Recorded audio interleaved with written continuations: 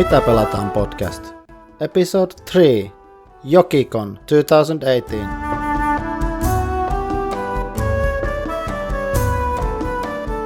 In this episode I tell you about the JokiCon, which is a convention that we have in the city that I live in. I first tell a bit about history of the convention and then I tell about the games that I played in the convention. JokiCon is a small convention in Joensuu, eastern Finland. It started in 2015 with a different name. It was called Simacon and we held it on Vappu, which is the 1st of May. It's a national holiday and it's like workers' day off and such. People drink a lot and so on. Sima means mead, which is a traditional Finnish drink at that time, although it's non-alcoholic, but anyway. We wanted to offer an alcohol-free way to spend the holiday and we had about 50 people show up in the convention. 50 different people, that is. We had a tournament for Heckmeck Junior and we gave the winner cucumber, ketchup, cheddar, cheese and worms. Candy worms, of course, which relate to the theme of the game. In 2016, we held the con for another time and we changed the name to JokiCon. This Joki word means river and the city Joensuu means river mouth. So the name of the con is related to the name of the city. This year we had a clask tournament. I don't remember who won it or what the winner got, probably just fame and no fortune. Again, about 50 people showed up and we had a nice time in the convention. And after we practiced the first year with this Simacon and then changed it to JokiCon after we saw that it's a good idea to have a convention here and we get lots of people playing. Lots means that more than in a normal Thursday evening that we have in the boardgame club. We decided to continue the con and make it a tradition. In 2017 we moved to different building. The con is always in university's facilities, so it's not possible to stay over inside the con area. It's customary in Finnish conventions that you can sleep on the floor somewhere or something, but it's not possible in the space that we have in this convention. Again, 2017 we had about 50 people, but the space was maybe better this year. It was echoing less and the lights were better and the air conditioning actually worked every day. We had a bit problems in the previous building where it was held at. In 2016 and 2017 the convention was held on Easter, so there were holidays during the con. This year it was held on a random weekend in the middle of March and I was very skeptical that this year we won't have enough people coming to the convention. However, I was wrong. We got about 80 people this year, but there were supposed to be more happenings during the convention and we have role-playing group of Joensuu and live action role-playing group of Joensuu represented in the convention. Also there were people playing Yu-Gi-Oh tournament, which we didn't have earlier. Earlier it was only board games. Now we had different things in the convention as well. JokiCon has always been about free board game playing. So people are just sitting around and playing games and in general having a good time. Children have always been free to enter and I hope that in the future also, because it's nice to get children also included in the hobby and see that enthusiasm they have and everything. We didn't really have many people coming from outside the city. Some people have come from Kuopio, which is a city close by Joensuu, and few other people from other cities in Finland. Also, if the exchange students we have here, we have quite a few of them in the city. If they've been notified about the convention and they're able to come, they come. Every year there's been at least one group of exchange students who have come to the convention to play board games. At this point I will make an announcement. There will be JokiCon again this year in autumn during the Finnish autumn holiday in schools. So it should be somewhere in October, maybe in the middle of October or so. I was suggesting that we make a Essen-Con, meaning that during Essen we would have the JokiCon, but it will be too late considering the school's autumn holidays. If at any point in your life you are around here, when the convention is on, I suggest that you come and see how it is. It's been very friendly convention, at least so far, and I don't see a reason why it would change in the future. The people from North Karelia are generally so nice that almost anyone would feel welcome here.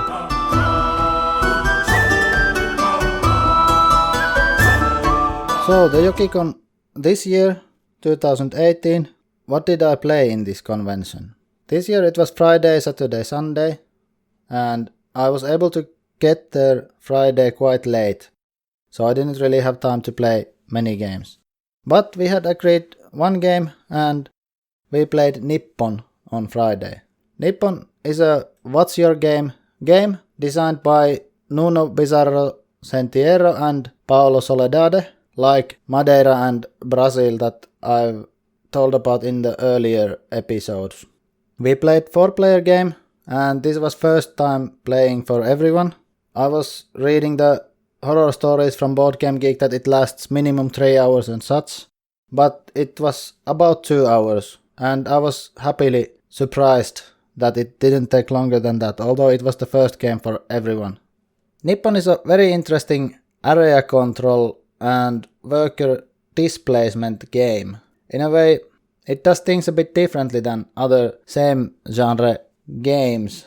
Basically on your turn you take one worker of a certain color, you choose the color that you take, and from where you take the worker you have option to take an action, or you can choose between 2 actions. Then you take the action and that's it, it's the next player's turn. The trick with this is that when you collect these workers there are different color of workers and you put them on your board. And when you have a certain amount of workers, you have to get rid of them, so you have to make a consolidate action. And when you make the consolidate action, you pay more money if you have more different color workers. So in an ideal situation you would collect only one color workers, but it's quite difficult to do. And when you consolidate, the more workers you have collected in number, the better bonus you get for yourself. And this bonus is used for scoring. You get the multiplier for scoring for the end of the game. This game worked very well. I really liked the flow of the game. After understanding what to do, it began going so smoothly. And it was just flowing and flowing and flowing. Only a few times it paused for some reason. Someone was thinking something or someone didn't think their turn beforehand. But usually you had time to think your coming turn. And there was just a few things that could change, so you could think that you take this or this or this action, and then whichever suited you, you were able to take it. And I really like that in a game, that you don't have to pause the game, that it keeps flowing and flowing and flowing, and it's very smooth game. The mechanisms work very well with each other. I really like this game. I rated it 9 even after the first play. I want to play it again though, because we also played one rule wrong. There's an action where you can place trains or boats, and you can't place them in same area. So at one point one player by mistake placed his, I don't remember if it was boats or trains, to the same area, but it really affected his score at the end. And we repeated it 2 or 3 times in the beginning when we went through the game and through the rules, but no one remembered it or paid attention to the fact that he did it wrong. But it doesn't really matter. I enjoyed the game anyway, and I don't think that the winner would have changed. He just got way too many points than he would have got otherwise. He would have still won the game though, I think. Then, Saturday morning, we had agreed to play Anachrony. A friend of mine brought it from another city with him, and he also had these exosuits and the expansion. So we played with the exosuits and the mission expansion, or what it is, tasks or whatever it is, the sideboard where you can go with your mechs and fight against something and then you get something good happening to you.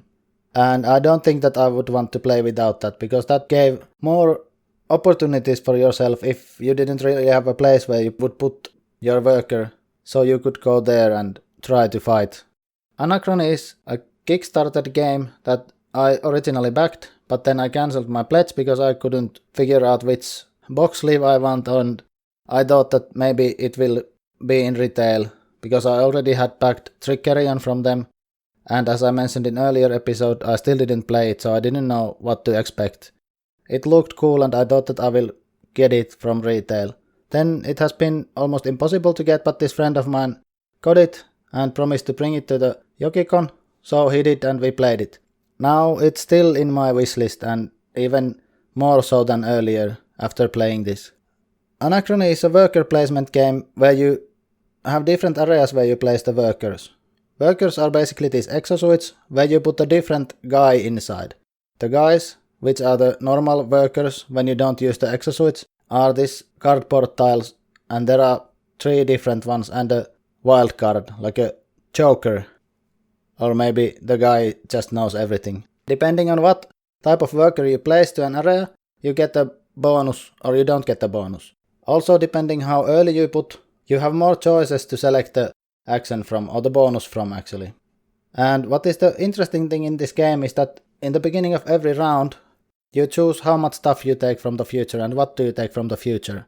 It has this time travel track. And when you place those things to the track that you take from the future, you have to pay them back before a tracker reaches them. If you haven't paid them back before the tracker reaches them, you get minus victory points and you get buildings that block your space for other buildings and they give you minus points.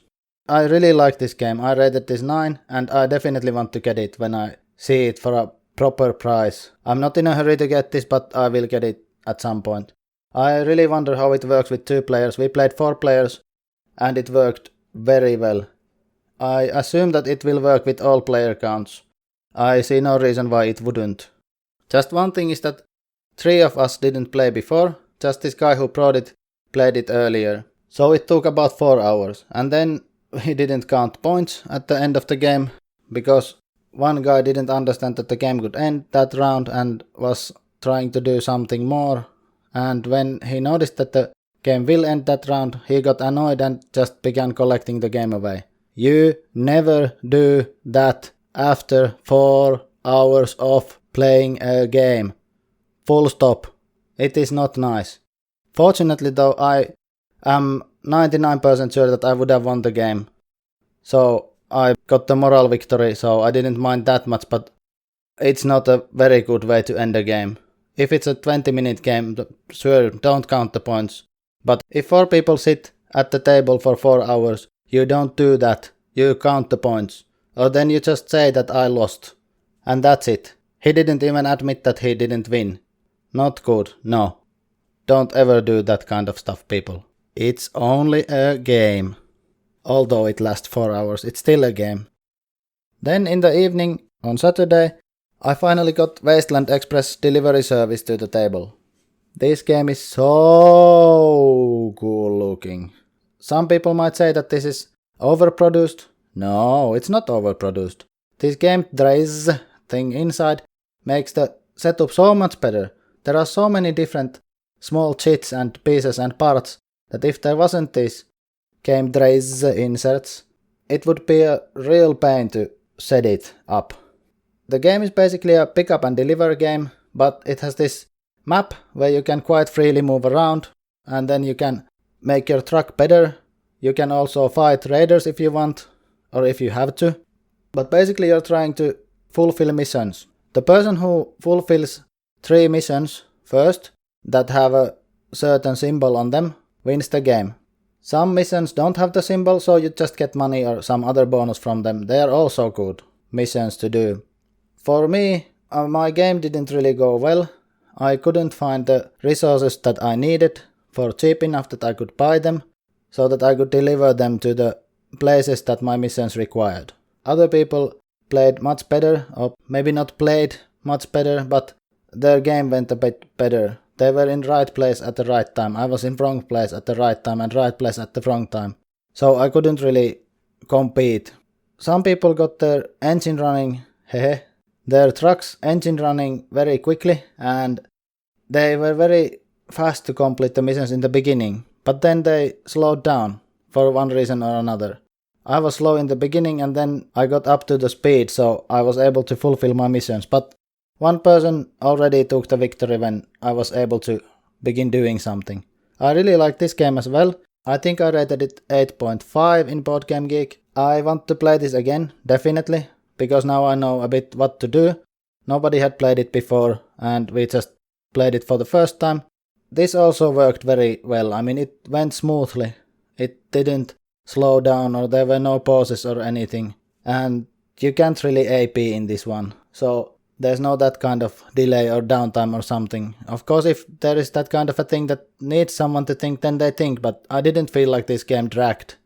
It seemed a bit slow in the beginning, but at the end it began moving so fast forward that it just ended without even understanding that it ended. But if you see this, try it. If not for anything else, just for the components and the game trays insert. It's ridiculously good, and it's very nice table presence as well that this game has. Then on Sunday morning we had agreed to play Goa. It's an auction game by Rudiger Dorn from 2004.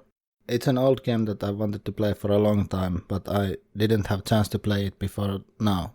You're basically colonists or something that are trying to make your own colonies to India, and you are growing the plants related to India like spice or tea or roots or what have you. You also try to find new areas to do the plantations to and harvest the goods from, and all of this is done by using an auction. On the table there is 5x5 grid where there are different tiles that you auction. The interesting thing with this auction is that whoever is the first player chooses where you begin the auctioning, and the next player chooses a tile next to the previous tile being auctioned. And because this is a Rudiger Dorn game, of course there is this snaking system that you have to move something to the next square and such, like in Istanbul and like in Traders of Genoa. We played this wrong. We played the auction so that you can always just continue offering more and more and more and more.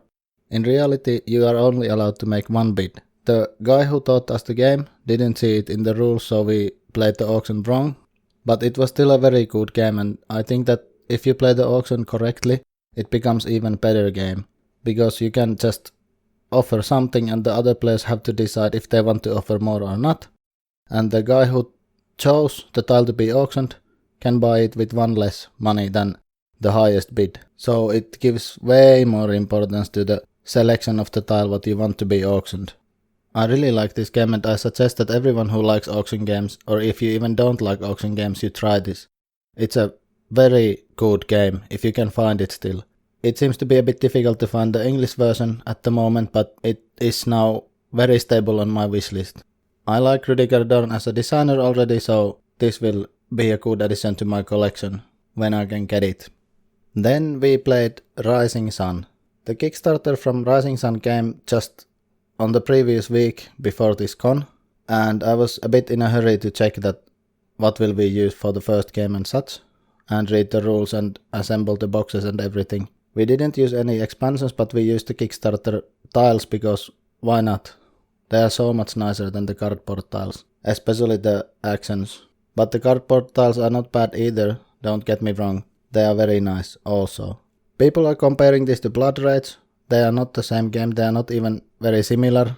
Maybe spiritual successor. This might be to Blood Rage, but only in the way that Blood Rage was Viking mythology, this is Japanese mythology or Eastern mythology.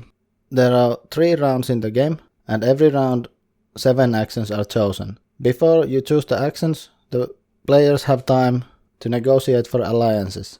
It happens in a phase called Tea Ceremony, and after that the first player begins choosing a tile, an action, from the pile. Every player has a choice from 3 actions what they can do, and you and your ally get the better action, and the others get a bit worse of that same action. After these 7 actions, there is a war. The regions where the wars are decided before the actions are chosen, so it is known to the players where the wars will be. If you win a war, you get a tile from that region, and by collecting sets of different regions you get huge amount of points at the end of the game. Otherwise you get 1 point per region tile that you win in the first round, 2 on the second round and 3 on the third round. This game has quite easy rule set. It's not a difficult game, game-wise, but you play the players rather than the game. That makes the game interesting, because every time you play with different players, the game changes for you. Also the clans have different superpowers. or just special abilities maybe in this one. So that also changes the game if you play with different clan every time. There are 3 different types of cards, decks that you can choose from in the beginning. That also gives variety to the game, also before the setup. Different cards and different monsters come from different decks. But what is the best part of this game in a way as a mechanic is the combat mechanic. Everyone has a chart in front of them with different phases, and the phases are handled from left to right.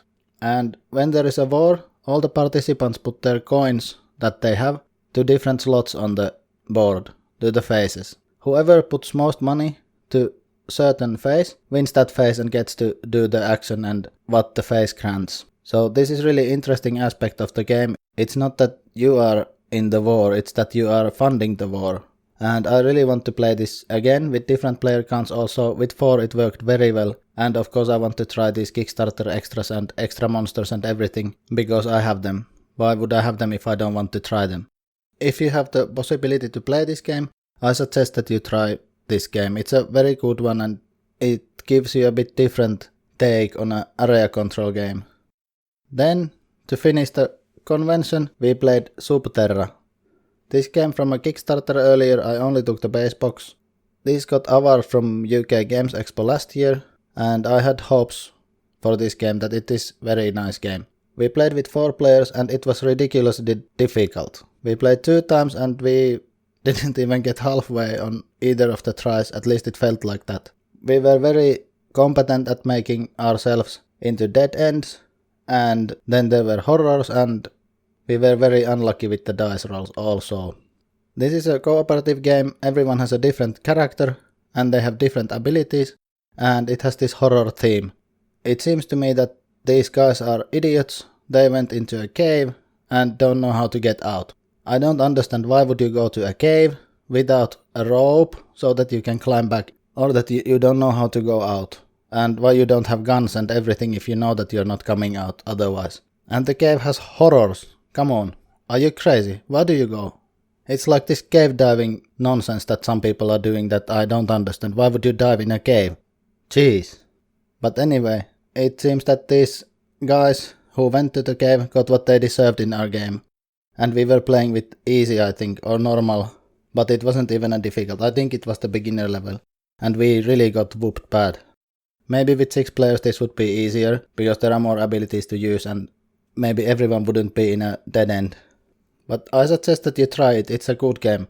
I will play it again, I want to play it again, with different player counts again, like the previous one that I talked about. So that's about it. That's the games I played in the JokiCon. There are not many, only 6 games, but I usually, in these conventions, I don't want to play light games unless there's just a small amount of time to spend for such games. I want to plan bigger games because I have more time to use that I have reserved beforehand, and that's the same case for other people as well. When this episode releases, I will be in UK and I'll be in UK Games Expo this year. So if you want to meet me or give comments or something, anything, just you can follow my Instagram or Facebook so you know where I am or something. Send me a message, maybe we can play a game together. I don't really have a plan for the UK GE, I've never been there or any major convention earlier, but this time we are going with the family, so I'll be there. And for this reason, the next episode will be about UK Games Expo 2018. I will have a recorder with me. If I play a game with you, maybe I will record your opinions on the game. I don't know yet what I will do. I try to find some people who are related to this board game industry or board game media, and I will try to make some short interviews with them. And let's see what kind of episode the next one will be. Maybe there's not me talking, maybe other people are talking or giving their opinions. I don't really know yet, but it will be about UK Games Expo. And of course it will come after the UK GE. Thanks for listening this one. Maybe we'll meet in the UK Games Expo. I'm planning to be there all 3 days. Not from morning to evening, of course, because I'm coming with the family, but daytime, afternoon, I'll be there. You can find me from Facebook, under the username Mitä Pelata. It's a page in SoundCloud where this podcast is located, and Twitter and Instagram. You can find me with username Mitä Pelataan. On Boardgame Geek, my username is Zuksi, if you want to check from that way. Also, if you want to send me email, my email address is mitapelataan@gmail.com. If you know anyone who would be interested in listening to this or checking my content otherwise, please tell them to do so. Thank you. Let's get back to it later and I'll tell you what to be playing. The music used in this podcast was created by SoundCloud user Grimwater. Thanks to him for letting me use it.